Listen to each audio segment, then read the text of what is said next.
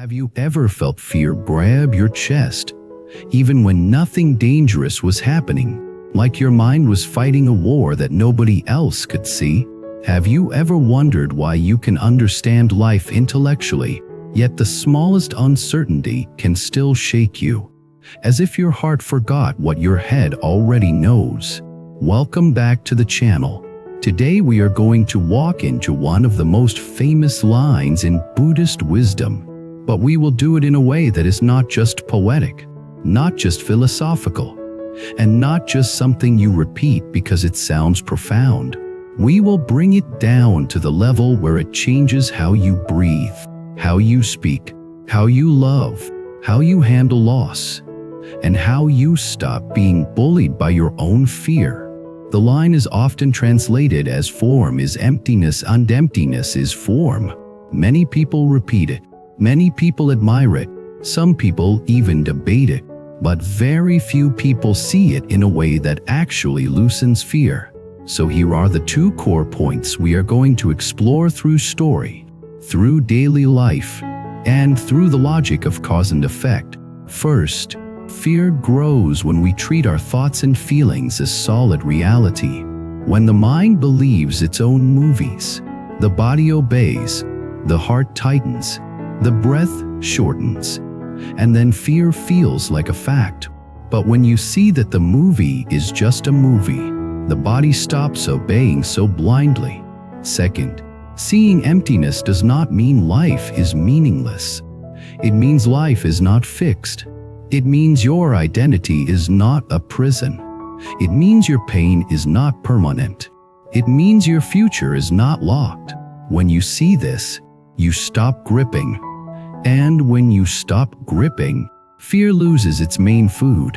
Now let me tell you a story that begins in a very normal place. There was a woman I will call Claire. Claire was intelligent, capable, and respected. She had a stable job, decent relationships, and a reputation for being responsible. If you looked at her life from the outside, you might think she had no reason to be afraid. But Claire carried a quiet terror that followed her like a shadow. She worried about everything. She worried about losing her job. She worried about her parents' health. She worried about her partner's commitment. She worried about money. She worried about time. She worried about being judged. She worried about being left behind. Her mind was like a machine that could manufacture danger from thin air. And what made it worse was that Claire also knew she was doing it.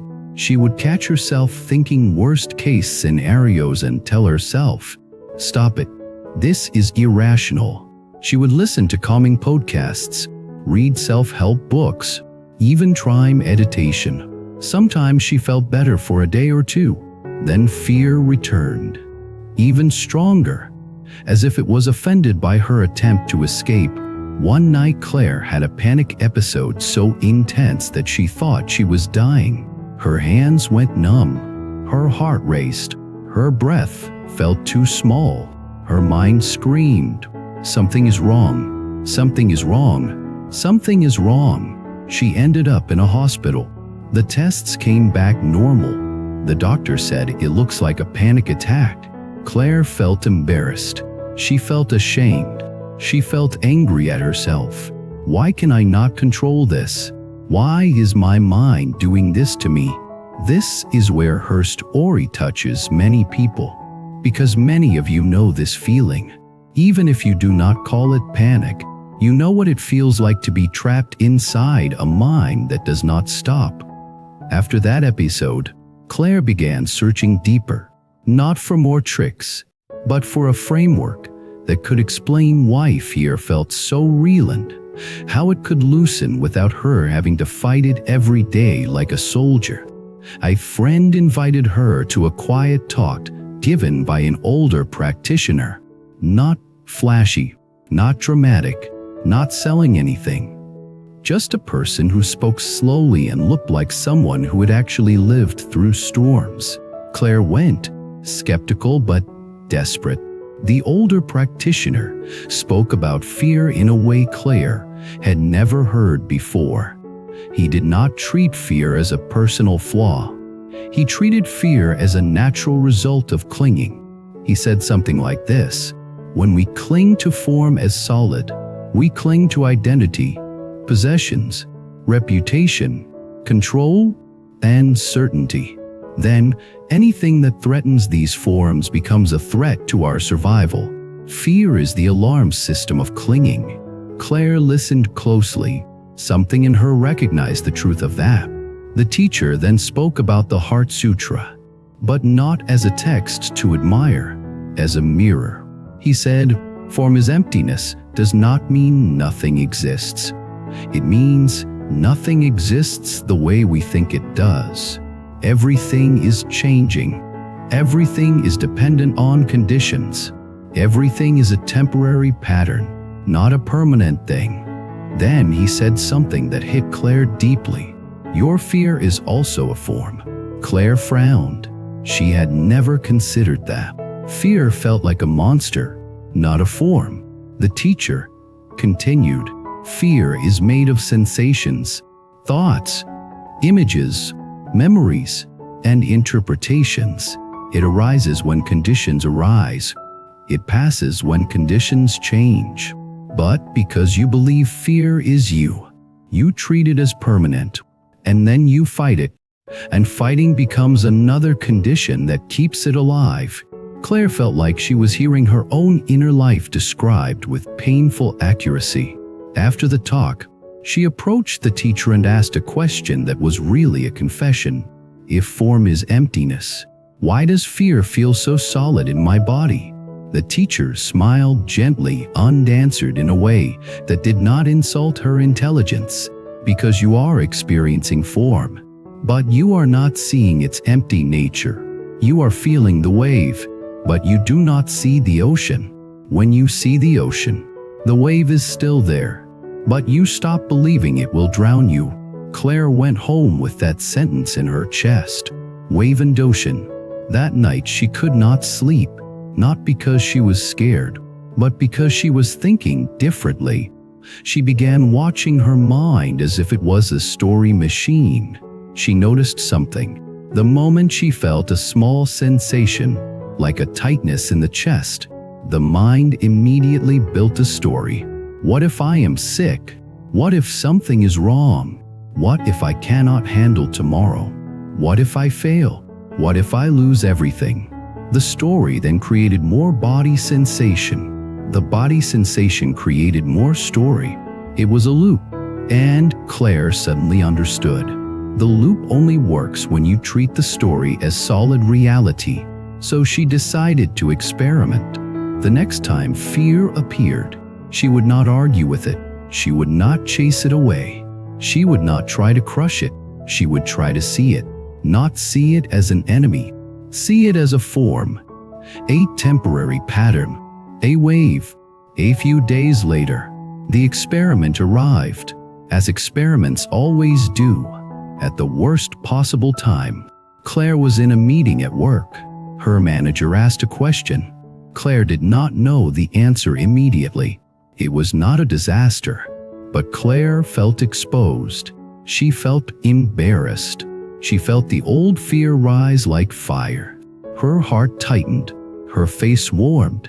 Her mind started producing a fast movie. They think, I am incompetent. I will be judged. I will lose respect. I will lose my job. I will lose security. Everything will collapse. This is what fear does. It turns one moment into an apocalypse. Claire felt the wave. Then she remembered the ocean. She said inwardly, "This is fear form." She did not say it to make fear disappear. She said it to see fear clearly. She noticed that fear was not one thing. It was many things. A tightening in the throat, a faster heartbeat, a heat in the face, a string of thoughts, an image of being fired, a memory of being criticized as a child, a craving to be seen as capable. She saw it like components of a machine. And when she saw it, something shifted. The fear did not vanish instantly, but it stopped feeling like a monster. It felt like weather. And weather can be endured without panic when you know it is weather. She took one slow breath. She answered the manager honestly. I do not have that number right now, but I will follow up within the hour. The meeting moved on. Claire sat there stunned. Because the apocalypse did not happen. The wave rose and fell. That was the first time she tasted what form as emptiness could mean in her actual body. Now let us slow down and go deeper, because that moment contains the whole teaching, and it also contains how destiny changes. Claire had been living under fear because she believed in solidity. She believed her reputation was a solid object that could be permanently damaged. She believed her identity as a competent person was solid and must be protected. She believed her security was solid and must be controlled. When you believe in solidity, you become a prisoner of protection. Protection is exhausting. Protection is what drives constant anxiety. Protection is what makes the mind unable to rest. But when Claire saw that these things were not solid, she loosened. Loosening does not mean becoming careless. It means you stop clinging with panic. This is where wisdom becomes compassion. Because when you stop clinging with panic, you stop harming others with your fear. Many people harm others through fear without realizing it. They control their partners because they fear abandonment. They criticize their children because they fear failure. They hoard money because they fear insecurity. They gossip because they fear being excluded. They attack because they fear being weak. Fear is not only an inner feeling. Fear is a karmic engine. So when you understand fear as a form, you begin to interrupt karma at the root. Now I want to bring in another story, because the Heart Sutra line becomes even clearer when we talk about loss, which is where fear usually hides its deepest teeth. There was a man I will call Michael. Michael lost his father suddenly. One day his father was alive, and the next day he was gone. Michael felt like the floor of reality disappeared. His grief was enormous, but even more than grief, he felt fear. If this can happen, anything can happen. If my father can vanish, my life can vanish. If love can disappear, everything can disappear. He became terrified of living. He became terrified of attachment. He became terrified of love itself, because love now looked like a setup for suffering. Michael began reading spiritual texts. He tried to understand impermanence. He tried to understand emptiness, but the words did not reach his heart. They stayed in his head. One day he attended a chanting session where the Heart Sutra was recited. He had heard it before, but that day, in his grief, the words hit differently. Form is emptiness. Emptiness is form. After the session, he asked an older woman what it meant. She did not explain it academically. She told him a story. When you hold a cup, you think the cup is a thing. But the cup is clay, water, fire, hands, time, and space. The cup is the whole universe for a moment. It appears as cup. Then one day it breaks and returns to earth. The cup did not die. The form changed. Michael listened, still skeptical. The woman continued, "Your father was also conditions. Breath, food, sunlight, care, ancestry, time. He appeared as your father. He cared for you. Then conditions changed. The form changed. Something ended, but not in the way your fear thinks it ended. Your fear thinks loss is a permanent whole. Wisdom sees loss as a transformation of conditions. Grief still rises. Love still rises. But fear does not have to dominate." Michael cried because he realized his fear was making his grief heavier. He feared that death made everything meaningless. But the teaching was pointing to something else. Meaning does not require permanence. Love does not require control. Connection does not require ownership. When you understand emptiness correctly, you stop demanding that life be permanent in order to be precious. That is a huge shift. Michael began practicing a simple contemplation. When grief rose, he would feel it. Then he would remember conditions. My father was conditions. I am conditions. This moment is conditions. Fear is conditions. All of it arises and passes. This did not erase grief, but it erased the extra terror.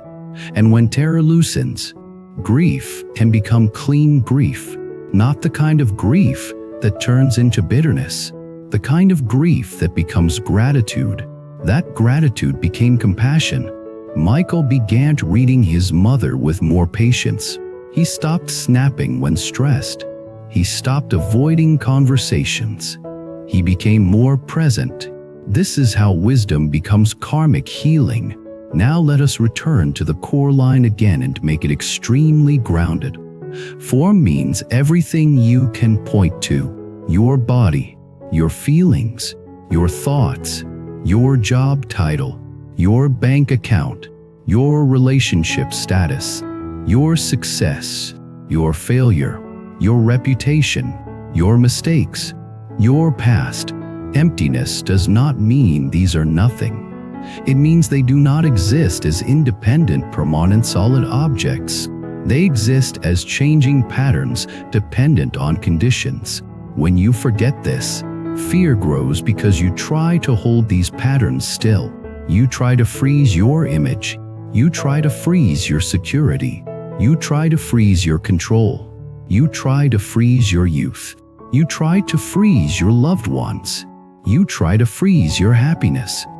And because you cannot freeze conditions, you live in fear. But when you see emptiness, you stop trying to freeze. You still care. You still act responsibly. You still love. But you love without the same choking grip. And that grip is what fear uses as a handle. So when you loosen the grip, fear loses the handle.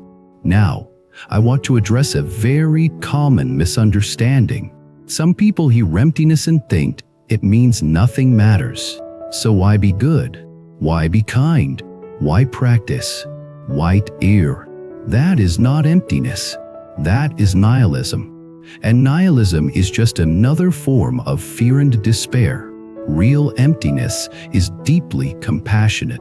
Because when you see that beings act out of conditions, you become less judgmental. When you see that anger arises from fear and pain, you become less eager to condemn. When you see that you also are conditions, you become more humble. Humility opens the door to compassion. And compassion changes destiny because compassion changes what you plant through body and speech. So emptiness is not cold. Emptiness is liberating warmth. Now let us go further.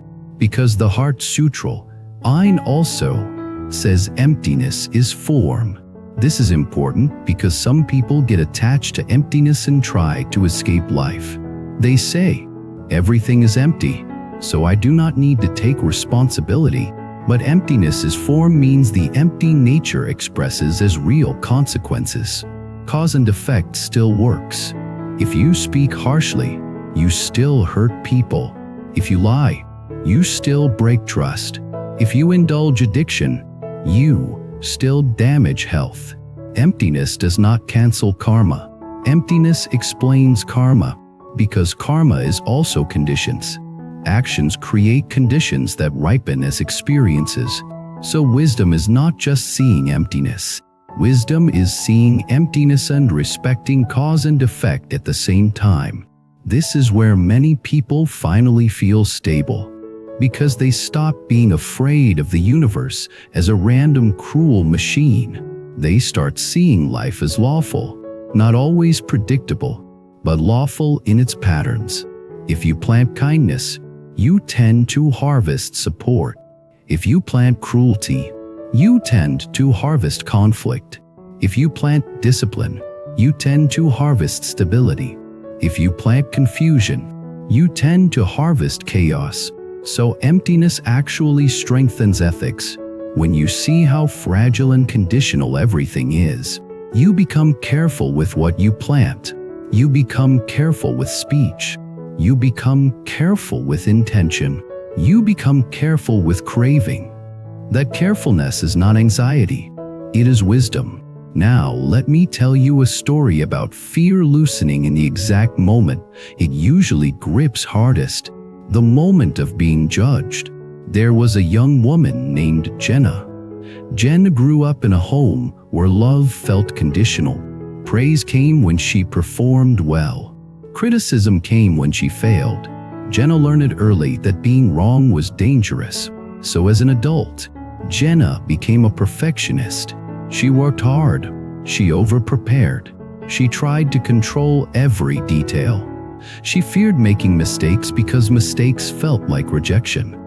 Jenna began practicing meditation and reading Buddhist teachings. She loved the idea of emptiness. She loved the idea of not being controlled by ego. But in real life, she still panicked when someone criticized her. One day at work, Jenna made an error in a report. A manager pointed it out in front of others. It was not meant to humiliate her, but Jenna felt humiliated anyway. Her nervous system reacted like she was a child again. She felt heat. She felt shame. She felt fear. She wanted to defend herself. She wanted to explain. She wanted to attack the manager to protect herself. Then she remembered a teaching she had written on a sticky note, something like this: "This self is a process, not a statue." In that moment, she saw something. The one who was being judged was not a solid person.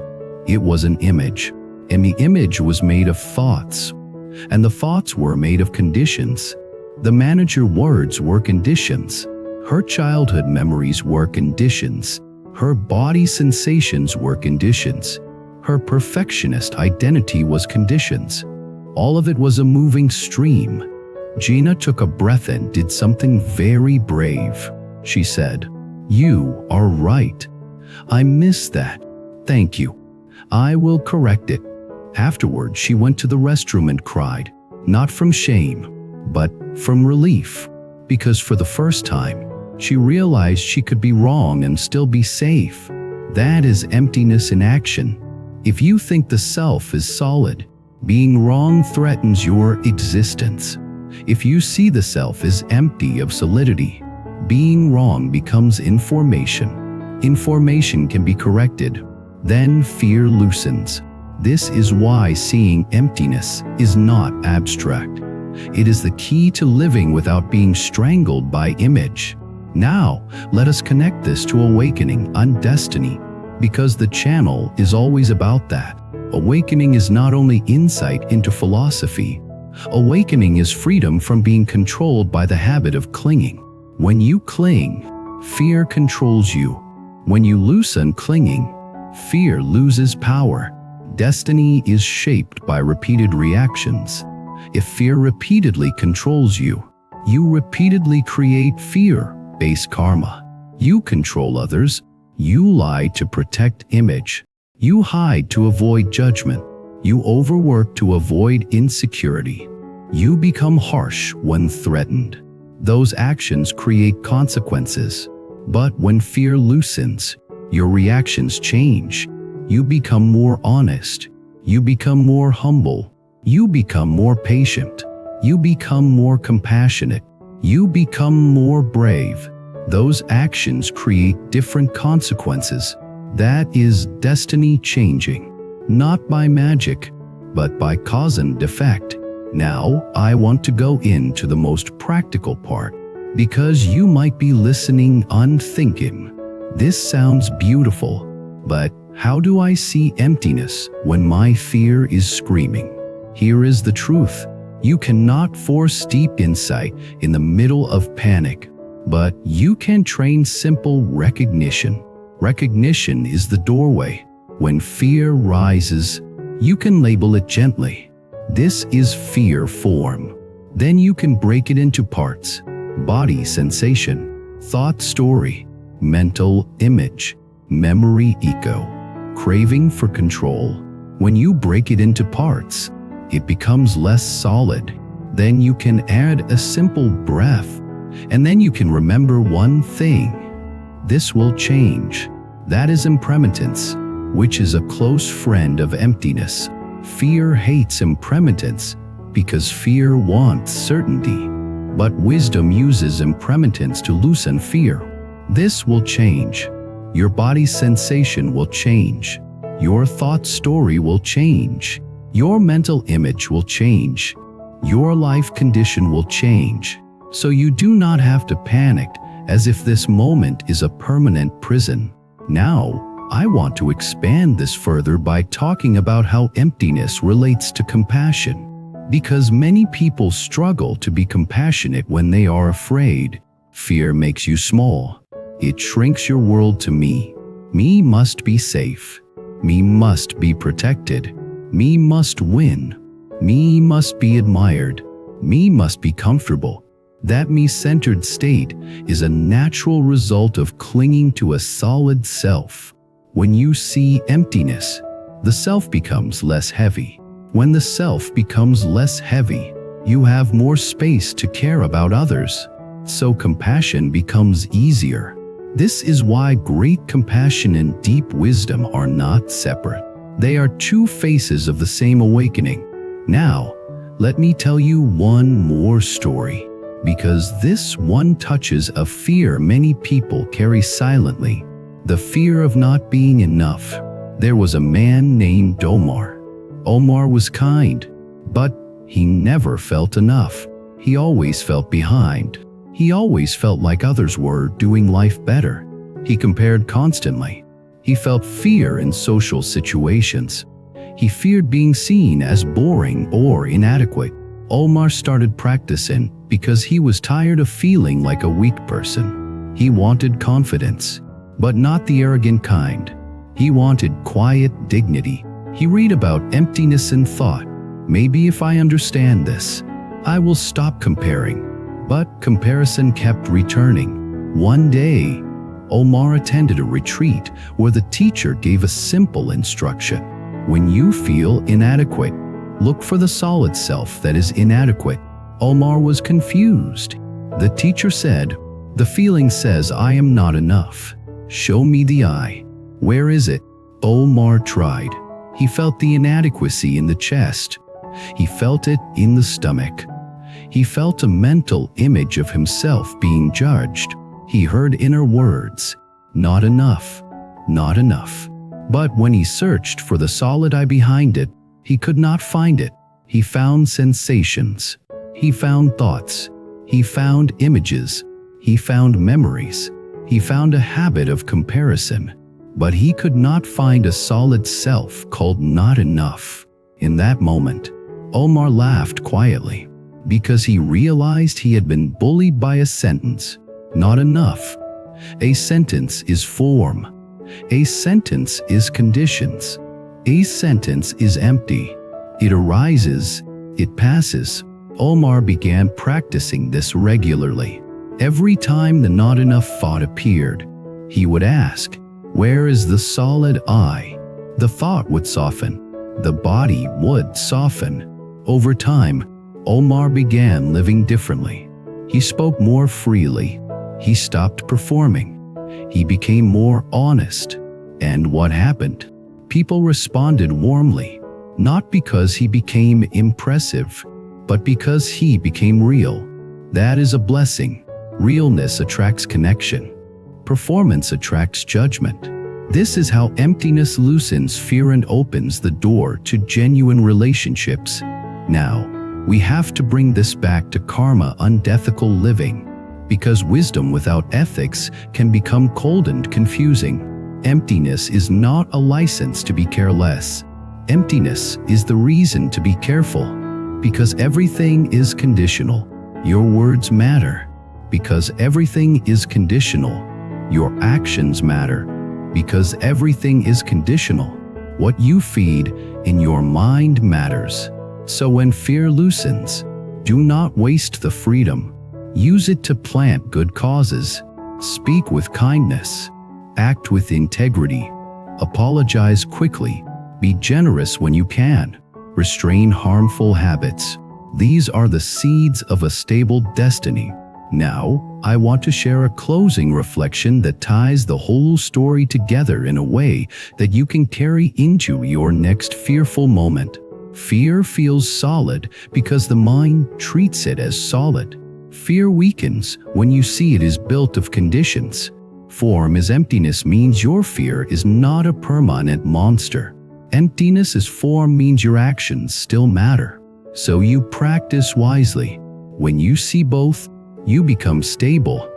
And stability is what most people are truly seeking. Not constant happiness. Stability. The ability to breathe when life changes. The ability to stay kind when you are triggered. The ability to stay honest when you are tempted to lie. The ability to bow when pride wants to fight.